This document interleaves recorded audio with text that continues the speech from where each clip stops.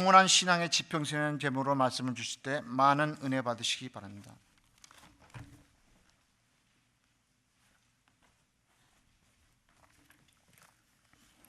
할렐루야. 참고로 오늘 말씀은 원로 목사님께서 95년 1월 25일에 주신 말씀을 기초로 하고 있습니다. 오늘 말씀을 통해서 하나님의 크신 위로와 또 평강이 여러분 가정에 함께 하시기를 먼저 주님의 이름으로 축원합니다. 오늘 말씀의 제목은 영원한 신앙의 지평선입니다. 여러분, 지평선이 뭔 줄 아시죠?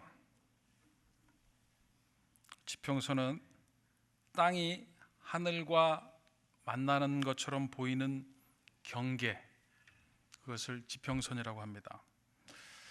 하나님께서는 택한 백성들이 이 땅에서 현실의 높은 벽이나 또 여러 가지 환난으로 인해서 많은 눈물을 흘리고 또 고난과 고통을 당한다고 해도 하늘과 맞닿아 있는 이 신앙의 지평선을 바라보면서 끝까지 참고 인내할 것을 요구하고 있어요. 오늘 본문의 주인공인 야곱도 이 위대한 교훈을 따라서 그 험한 나그네 인생길을 묵묵히 걸어간 사람입니다. 서론적으로 오늘 본문의 배경을 설명해 드리면 대략 이렇습니다. 야곱은 형 에서로부터 장자의 명분과 축복을 가로채고 에서를 피해서 삼촌 라반의 집으로 도망을 하죠. 그리고 거기서 라반의 목축 일을 도우면서 살아갑니다. 자, 오늘 본문에 기록된 대로 라반에게는 두 딸이 있었어요. 큰 딸이 리아라고 그러죠. 둘째 딸은 라헬, 레이첼입니다. 그런데 오늘 본문 17절을 보면 레아는 안력이 부족하다고 기록을 하고 있어요. 자, 시력이 안 좋다는 얘기예요. 구체적으로 시력이 얼만큼 안 좋은지 우리는 알 수 없지만 이렇게까지 기록을 해 놓았을 때는 레아가 사물을 잘 분별하기 어려울 정도로 눈이 아주 나쁘거나 아니면 인지 능력이 조금 떨어지지 않았을까 추측도 해봅니다. 그리고 이어서 동생 라헬은 어떻다고 그랬어요? 곱고 아리따우나 그랬어요. 굉장히 아름답다는 거예요. 성경에서 이런 표현을 쓸 정도면 진짜 예쁜 거예요. 제가 넌센스 퀴즈 하나 낼까요? 세상에서 가장 아름다운 버스가 뭐죠? 모르시나요? 세상에서 가장 아름다운 버스가 있는데 미스 유니버스. 그렇죠? 라헬이 그 정도로 예쁘지 않았을까 생각이 됩니다. 그런데 라헬에 비해서 이 레아는 눈이 나쁜 거 외에는 용모에 대해서는 별다른 기록이 없어요. 이렇게 레아는 라헬과 비교해 볼 때 모든 면에서 좀 뒤처지는, 그래서 시집 가는 것은 고사하고 사람들한테 관심조차 받지를 못해서 아버지 라반의 근심거리가 되었던 자식이었을 것 같아요. 어느 부잣집 남자에게 결혼을 생각하는 3명의 여자가 있었습니다. 3 여자를 두고 고민하던 이 남자가 어느 날 이 3 여자에게 각각 3만 불씩을 나눠주면서 한 달 동안 이 돈을 가지고 알아서 생활하다가 한 달 후에 다시 만나자 그랬어요. 자, 달란트 비유도 아닌데 이 남자는 여자들을 돈으로 시험하는 거예요. 한 달이 지나서 이 남자는 3 여자를 만나서 그동안 한 달 동안 그 돈을 어떻게 썼는지 물어봅니다. 자, 첫 번째 여자는 남자의 말대로 거지것대로 잘 들어서 한 달 동안 3만 불을 아주 깔끔하게 다 써 해치웠다고 대답을 해요. 자, 두 번째 여자는 그 돈으로 남자를 위해서 좋은 물건을 많이 샀다고 대답을 해요. 자, 그 얘기를 듣고 있던 이 마지막 여자는 돈은 먼지와 같기 때문에 잘 관리하지 않으면 쉽게 사라집니다. 그래서 그 돈으로 나는 재테크를 해서 6만 불로 불려왔다고 자랑을 해요. 자, 그러면 이 남자가 어떤 여자를 선택했을까요? 누구를 택했을까요? 입이 있으시면 좀 대답들 좀 하시고 이렇게 예? 돈을 불린 사람. 자, 이 남자는 아주 신중하게 생각하고 또 생각하고 고민해서 결국 셋 중에 가장 예쁜 여자를 택했대요. 자, 극단적인 지상 외모주의죠. 그러나 하나님은 어디를 봐요? 중심을 보신 하나님이라고 사무엘상 16장 7절에 말씀하고 있죠. 그런데 안타깝게도 이 야곱도 레아보다 예쁜 라헬을 연모하고 좋아하게 됩니다. 하지만 야곱이 라헬을 좋아한다고 해서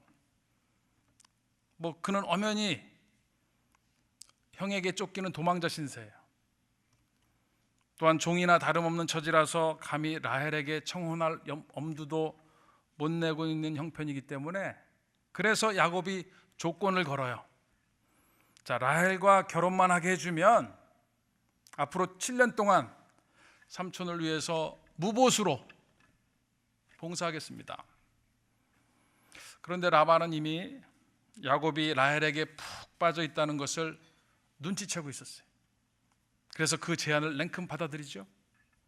마침내 라헬과 결혼할 수 있는 기회를 얻게 된 이 야곱은 그게 얼마나 좋았는지 7년을 마치 며칠처럼 수일처럼 며칠 안 된 것처럼 여겼다고 오늘 본문 20절에 기록을 하고 있는 거예요. 여러분들도 사랑하는 사람, 남편이나 아내와 함께 지내온 그 수많은 날들이 정말 훅 하고 빠르게 지나갔죠? 다들 그렇게 느끼실 거예요. 아닌가 봐요. 아무튼 야곱의 7년도 그렇게 수일처럼 지나가고 드디어 꿈에 그리던 혼인날이 돼서 첫날 밤을 보내고 아침이 밝았습니다. 그런데 이게 웬일입니까? 일어나 보니까 옆에 있는 여인이 라헬이 아니라 언니 레아인 거예요. 참으로 어처구니가 없고 황당하죠? 야곱이 외삼촌한테 제대로 결혼 사기를 당했어요. 자, 야곱은 억울하겠지만 이미 첫날 밤을 지냈기 때문에 안타깝게도 이 결혼은 취소가 안 돼요. 그렇다고 리콜도 안 돼요. 야곱은 외삼촌에게 달려가 항의합니다. 삼촌이 어떻게 저한테 그러실 수가 있어요? 그러자 라반은 26절에 뭐라 그럽니까? 우리 동네에서는 동생이 언니보다 먼저 시집가는 법이 없다. 억지를 부려요. 자, 사실 라반의 그 이면의 마음속에는 이렇게 야곱을 속여서라도 큰딸 레아를 결혼시키고 싶었던 아버지로서의 그러한 부정, 사랑이 들어있지 않았을까 생각을 해봅니다. 자, 유대인들은 결혼식을 보통 7일 동안 결혼식이 이어집니다.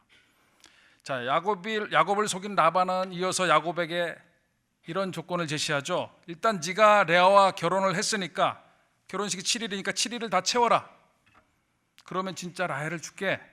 대신 그 대가로 7년을 더 일해라. 무보수로.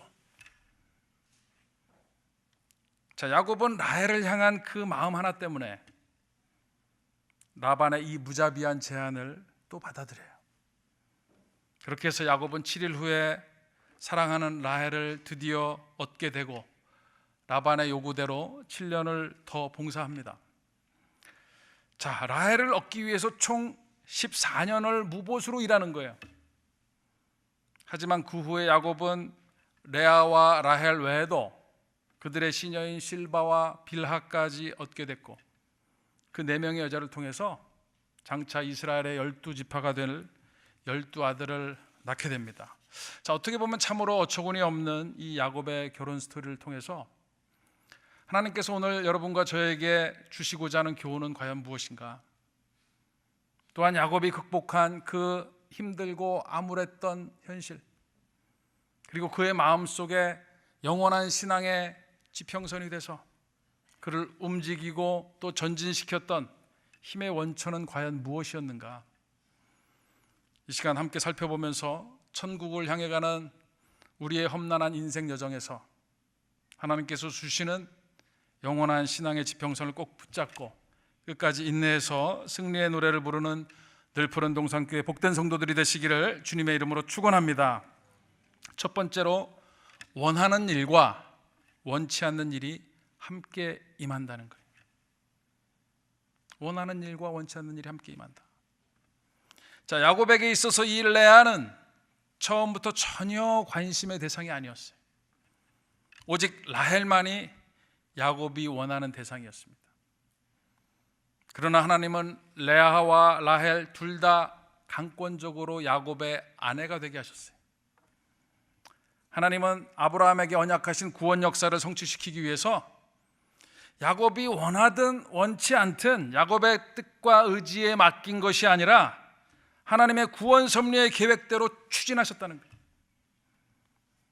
오늘날 우리에게도 가정과 생업과 또한 신앙생활을 하는 가운데 원하지 않고 내가 하고 싶지 않은 일이 분명히 있어요. 그런데 하나님께서 원하시는 길은 내 기분이나 내 생각, 내 만족을 채워가면서 따라가는 것이 아니라는 거예요. 때로는 내가 하기 싫더라도, 내가 원치 않더라도 따라가야만 하는 일이 있다는 거예요. 여러분과 저는 하나님께서 뜻을 성취시키기 위해서, 구속 역사를 전진시키기 위해서 하나의 방편으로 택함을 받은 성도입니다. 그렇기 때문에 하나님의 일을 먼저 생각하고 모든 것을 아버지께 맡기고 힘을 다해서 충성하는 것이 우리의 마땅한 본분이에요. 오늘 목사님께서 이 말씀을 주시면서 주신 예화가 바로 역마차의 비유예요. 역마차 아시죠? 미국 서부 개척 시대의 중요한 이동수단입니다. 역마차는. 당시 역마차는 9인승과 12인승이 있었다고 그래요. 자, 재미있는 것은 그 당시에도 1등석, 2등석, 3등석으로 클래스가 구분이 되어 있었다는 거예요. 그래서 그 클래스에 따라서 요금도 다르고 여행 중에 받는 서비스도 달랐대요. 자, 1등석은 목적지에 도착할 때까지 무조건 앉아서 갈 수 있어요. 자, 2등석은 가는 도중에 경우에 따라서 내려서 걸어갈 수도 있어요. 자, 3등석은 가는 도중에 언덕을 만나거나 마부의 요구가 있을 때는 무조건 내려서 마차를 밀어야 됩니다. 자, 그러니까 2등석 승객은 여차하면 마차에 내려서 한동안 걸어가야 되고 3등석 승객은 마차가 진흙탕에 빠지거나 언덕을 만나면 무조건 내려서 마차를 밀어야 되는 거예요. 그렇기 때문에 3등석 승객이 굉장히 중요한 역할을 하는 거죠. 그들이 역할을 제대로 해줘야 역마차가 무사히 목적지까지 도착할 수 있어요. 그런데 여러분, 천국으로 가는 마차도 마찬가지라는 거예요. 하나님께서 필요로 하는 사람은 1등석이나 2등석이 아니라 3등석에 탄 일꾼입니다. 그냥 계속 자신의 안락을 위해서 앉아 있거나 하나님의 자기만을 위해서 걷거나 기다리는 사람은 필요하지 않다는 거예요. 하나님의 일을 하는 사람은 모두가 마음과 힘을 합해서 때로는 마차를 고쳐야 되고 때로는 마차를 밀고 가야만 하는 사람이에요. 마태복음 25장 21절에 잘하였도다 착하고 충성된 종아, 네가 작은 일에 충성하였음에 내가 많은 것으로 너에게 맡기리니 네 주인의 즐거움에 참여할지어다. 아무리 작고 보잘것없는 일이라도 그것을 하나님의 일로 믿고 충성을 다하면 우리에게 천국을 맡기신다는 거예요. 또 마태복음 16장 22절과 23절을 보면, 자, 예수님께서 자신이 많은 고난을 받아서 죽임을 당하고 또 사흘 만에 다시 살아날 거라고 제자들에게 말씀을 하셨을 때 베드로가 뭐라고 그래요? 주님, 그럴 수 없습니다. 결코 그런 일은 일어나지 않을 거예요. 그런데 예수님은 베드로에게 뭐라고 그래요? 사단아, 물러가라 그랬어요. 네가 하나님의 일을 생각하지 않고 오히려 사람의 일을 생각하는구나. 여러분, 만약에 여러분과 제가 베드로의 입장에 서 있었다면 다르게 말할 수 있을까요? 아니에요. 우리도 같은 말 할 수밖에 없어요. 말도 안 돼요, 주님. 주님이 돌아가시다니요. 그것은 있을 수 없어요. 자, 이 베드로의 고백은 그의 진심입니다. 분명 베드로는 진정성을 가지고 예수님께 고백을 한 거예요. 그럼에도 불구하고 베드로의 이러한 마음은 헤아려 주시지 않고 사단이라고까지 몰아붙이시니까 인간적으로 보면 굉장히 섭섭하게 짝이 없었을 거예요. 그렇다고 해서 베드로가 주님, 이런 날이 올 줄 알았습니다. 자, 어서 십자가를 지세요. 그리고 죽으러 가시죠. 그렇게 말할 수 있었겠어요? 사단이란 말을 들을지언정 그래도 진정으로 예수님을 말리는 게 정상이에요. 그런데 그것이 베드로를 순간 하나님의 뜻을 방해하고 하나님의 일을 가로막고 파괴시키는 자로 전락시키고 말았어요. 여기에는 소위 인간의 진심, 인간의 진정성마저도 하나님의 계획을 알 수 없고 하나님의 일을 행할 수 없고 결코 하나님의 뜻과 결부시킬 수도 없다는 중요한 교훈이 담겨져 있습니다. 인간의 연약하고 감정적인 부분은 사단이 노리는 가장 교묘한 틈이에요. 동시에 성도를 무너뜨릴 수 있는 가장 강력한 무기가 될 수 있기 때문에 예수님은 베드로를 혹독하게 책망하셨고 또한 그의 인간적인 진심을 빌미 삼아서 틈타려고 하는 배후의 어둠까지 함께 책망하신 거예요. 여러분, 예수를 믿는다는 것은 인간의 진정과 진심까지도 버리는 거예요. 사람의 생각으로는 베드로가 당연한 말을 했습니다. 분명히 맞는 말을 했지만 그 말은 하나님의 뜻을 가로막는 말이었어요. 사람이 아무리 생각해도 그 상황이 이해가 안 될 때는 분명 뭔가 이유가 있어요. 그것은 바로 하나님께서 뜻을 이루고자 할 때 그렇습니다. 이해가 안 돼요. 그렇기 때문에 하나님의 뜻을 먼저 생각하지 않으면 이 베드로처럼 졸지의 수제자에서 사단으로 전락할 수도 있어요. 우리가 살면서 원치 않는 일을 겪기도 하고 여러 가지 힘들고 어려운 사건과 고난을 만나게 됩니다. 하지만 그 가운데 깃들어 있는 하나님의 섭리를 찾아내고 그것을 하나님의 생각으로 바라볼 줄 아는 모두가 되시기를 주님의 이름으로 축원합니다. 두 번째로, 멀리 내다보고 살아야 합니다.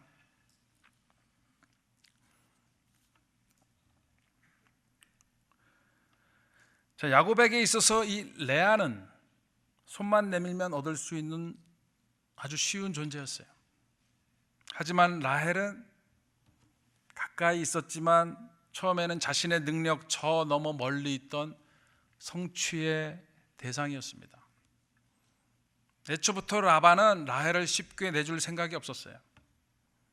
그러나 야곱의 마음속에 라헬을 향한 그 열정과 사랑이 너무나 뜨거웠기 때문에 14년이라고 하는 긴 세월 동안 모진 시련을 당하고도 자신을 달래가면서 기다리고 또 견뎌낼 수 있었던 거예요. 야곱이 축복의 반열에 오른 것은 이렇게 잘 참았기 때문입니다. 여러분, 설령 나에게 유익이 없고 불합리하더라도 끝까지 믿음으로 견디는 자라야 복을 받을 수 있어요. 그런데 여기서 우리가 기억해야 되는 것은 하나님은 우리가 뜻을 위해서 고생하는 모든 것들을 다 아시고 보시고 하나하나 계산하시면서 반드시 그 수고한 대로 모두 갚아주시는 분이라는 것을 믿으시기 바랍니다. 야곱은 라반으로부터 받은 억울함과 또 고생했던 그 기나긴 세월이 하나님의 주권 가운데 이루어졌다는 것을 깨달았고 결국 하나님의 기적적인 축복으로 큰 부자가 돼서 20년 만에 고향으로 돌아가게 돼요. 자, 우리가 야곱의 노정을 통해서 그의 삶을 종합적으로 바라보면 야곱은 결국 초림과 재림을 총망라한 그러한 삶을 살았다고 할 수 있어요.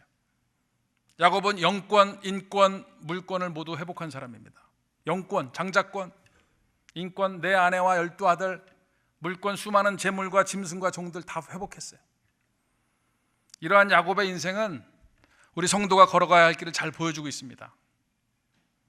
지구 밖에서 지구를 볼 줄 아는 그런 큰 믿음의 안목을 가지고 지금 우리의 삶 가운데 일어나는 모든 문제들을 바라보면서 말씀 안에서 말씀을 통해 해결받으시기를 축원합니다. 그런데 그것은 영원한 하나님의 시간에 편승하며 살아갈 때 가능한 거예요. 무엇을 하든지 아버지의 영광을 위해서 우리가 인내하고 힘쓰고 애쓸 때 우리가 시공간을 초월하시는 하나님의 시간을 살 수 있다는 것을 믿으시고 날마다 은혜 안에서 승리하는 모두가 되시기를 주님의 이름으로 축원합니다. 결론을 맺겠습니다. 오늘 야곱의 최종 목적은 분명합니다. 그런데 그게 단지 라헬을 말하는 게 아니에요. 라헬은 표적일 뿐입니다. 야곱에게 있어서 라헬은 만족과 성취의 상징이에요. 그리고 레아는 실망과 좌절의 상징입니다. 그런데 여기서 더 중요한 것은 야곱이 자신이 목적했던 라헬, 그 만족과 성취만 집안에 두지 않았다는 사실이에요. 야곱의 집에는 평생 레아도 함께 있었어요. 즉 야곱은 자신이 원하지 않았던 좌절과 실망도 모두 끌어안고 살았다는 거예요. 그리고 더더욱 놀라운 것은 이 실망과 좌절의 상징인 레아를 통해서 6명의 아들을 낳았죠. 그리고 그중 4번째 아들이 누구예요? 유다입니다. 유다. 그 유다를 통해서 만왕의 왕 메시아 예수 그리스도가 탄생했다는 거예요. 여러분, 오늘날 여러분과 제가 이 땅에 살아가면서 우리의 삶에도 우리의 신앙생활에도 레아와 라헬이 다 존재하고 있습니다. 하지만 내가 원치 않고 나에게 실망만 안겨주고 나에게 좌절을 맛보게 하는 레아와 같은 현실, 레아와 같은 형편과 상황들, 그 힘들고 고통스러운 시간들이 분명 우리의 영적 성장에 밑거름이 된다는 사실을 믿으시기 바랍니다. 여러분, 우리에게는 구속사라고 하는 위대한 신앙의 지평선이 있어요. 그 지평선을 통해서 하늘 세계를 만날 수 있고 아버지를 만날 수 있고 원하시는 뜻의 완성을 위해서 힘을 내서 달려갈 수 있는 거예요. 그렇기 때문에 여러분들이 교회를 위해서 애쓰고 힘쓰며 흘리는 그 땀과 기도의 눈물이 아버지 보시기에 참으로 소중하고 가치가 있는 진주가 될 수 있는 거예요. 요한복음 13장 1절에 세상에 있는 자기 사람들을 사랑하시되 끝까지 사랑하신다 그랬어요. 중간에 내버려 두지 않고 끝까지 책임져 주신다는 것을 믿으시기 바랍니다. 특별히 이 말씀을 주시면서 여호수아 1장 5절에서 9절을 꼭 잊지 말라고 당부하셨어요. 우리 다 같이 여호수아 1장 5절에서 9절을 찾아서 읽고 말씀을 마치도록 하겠습니다.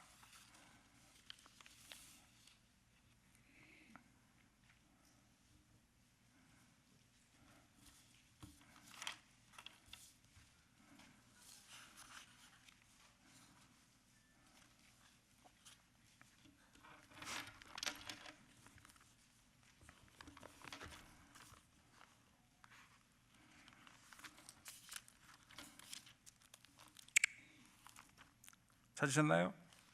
다 같이 한 목소리로 시작.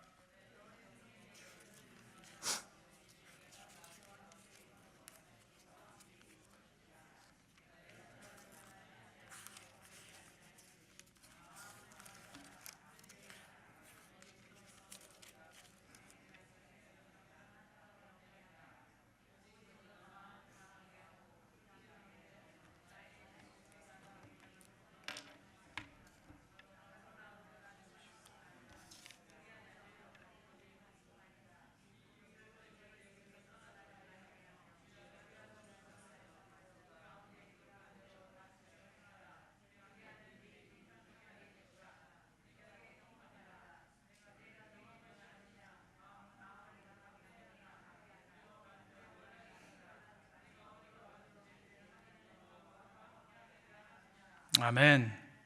이 말씀을 믿으시고 어떠한 환난과 또 고난 가운데 있다 하더라도 우리가 끝까지 영원한 지평선 말씀을 바라보면서 끝까지 인내해서 아버지께서 주시는 온전한 평화와 또 안식을 맛보는 우리 복된 늘 푸른 교회, 복된 성도들이, 늘 푸른 동산교회 복된 성도들이 다 되시기를 주님의 이름으로 간절히 축원합니다. 기도하시겠습니다. 고마우신 아버지 하나님, 감사합니다. 저희들의 삶에, 저희들의 신앙 가운데 정말 내가 원치 않고 나에게 실망을 주고 좌절을 주는 이 레아와 같은 현실들이 많이 있지만, 저희들 아버지의 구속사의 방편으로 삼은 저희 사랑하는 성도들을 통해서 이제 저희들이 다시금 의연하게 일어섬을 통해서 아버지의 뜻의 완성을 위해서 달려가는 복된 성도들이 되게 하여 주시옵소서. 이제 레아와 라헬을 다 안고 끝까지 힘을 내어서 정말 아버지 영광을 위해서 애쓰고 힘쓰는 그 기도의 눈물이 아버지께 온전히 상달됨을 통해서 저희들 날마다 삶 가운데서 승리와 형통을 맛보며 살아가는 복된 성도들이 되게 하여 주시옵소서. 저희들은 연약합니다. 저희들은 부족합니다. 하지만 아버지께서 날마다 말씀으로 채워주시고 말씀으로 이끌어 주심을 통해서 저희들 삶의 소망을 갖고 저희들 끝까지 충성하며 달려갈 수 있도록 인도하여 주시옵소서. 감사하며 예수님의 이름으로 기도하옵나이다. 아멘.